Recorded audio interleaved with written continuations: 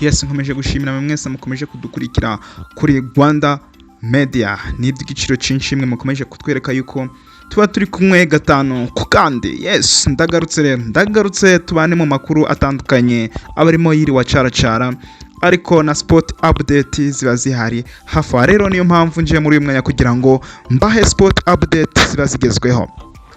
Nkuko mubizi rero uyu munsi turi muri weekend y'imikino. Uyu munsi weekend y'imikino twayihariye i Rubavu hari iki? I Rubavu amakipe yacu akomeye mu gihugu yose uko yakabaye niho arimo gukinira imikino ya shampiyona, aho ikipe ya Rutsiro imaze gukina n'ikipe ya Rutsiro FC ejo ku munsi w'ejo ku cyumweru, aho ikipe ya APR izaba ikina n'ikipe ya Etincelle. Rero nje kugira ngo mbabwire bimwe mu byaranze uyu mukino wa Reyon na Rutsiro. Rero ndahari ku bwanyu kugira ngo ayo makuru yose aba yagiye anugwanugwa, mbese niba byaranze aho mu mukino ndetse niba byaranze udushatu twabaye inyuma y'umukino. Ibyo byose nibyo nje uyu mwanya kugira ngo mbibasangize, kugira ngo sagira ikintu na kimwe uza gucikwa hano kuri Rwanda Media.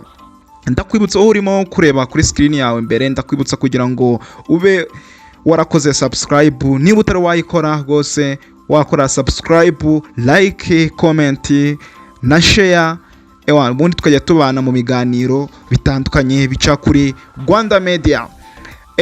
Reka twihute muri sport update. Uyu munsi nkuko bigaragara ku manwa video zagiye zicicikana ku mbuga nkoranyambaga, ndetse n'abantu bari Rubavu baryohewe. Uyu munsi umujyi wa Rubavu n'ahantu hiriwe hashushe cyane, hiriwe haryoshye cyane, ndetse noneho ibirori byaje kuba bikomeza ubu ngubu, aho ikipe ya Reyon yaje kuba itana mu mitwe n'ikipe ya Rutsiro FC. Mbibutse yuko Rutsiro itakirira iwayo i Rutsiro, ahubwo iza kwakirira kuri stade Umuganda i Rubavu.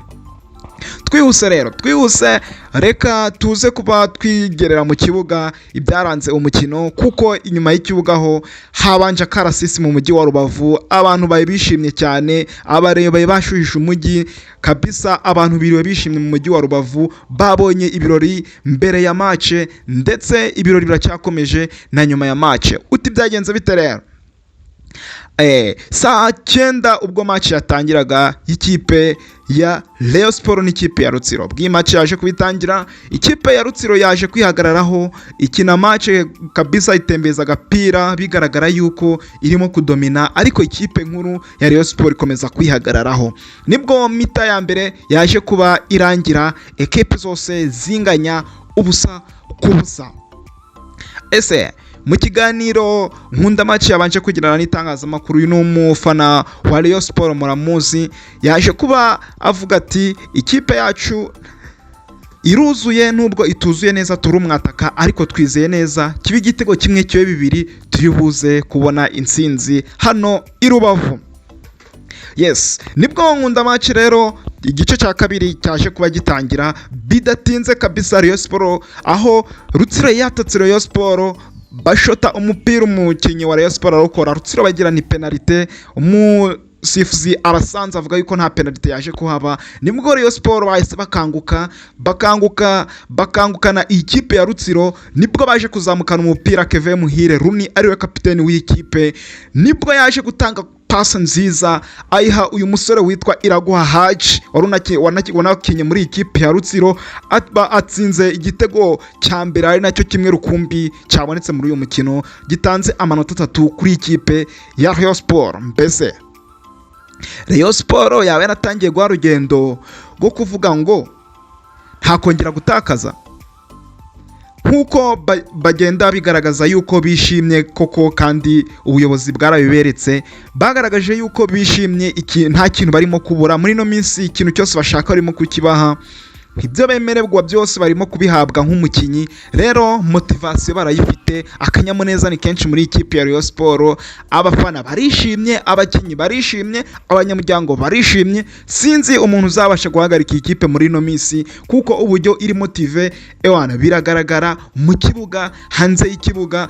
Ubwo batsinze ino kipe ya Rutsiro, ubu bari mu mujyi wa Rubavu, bari kwashusha abakinnyi barishimye, abafana barimo gutembera mu mujyi wa Rubavu bameze neza, ubwo bategereje match yezo.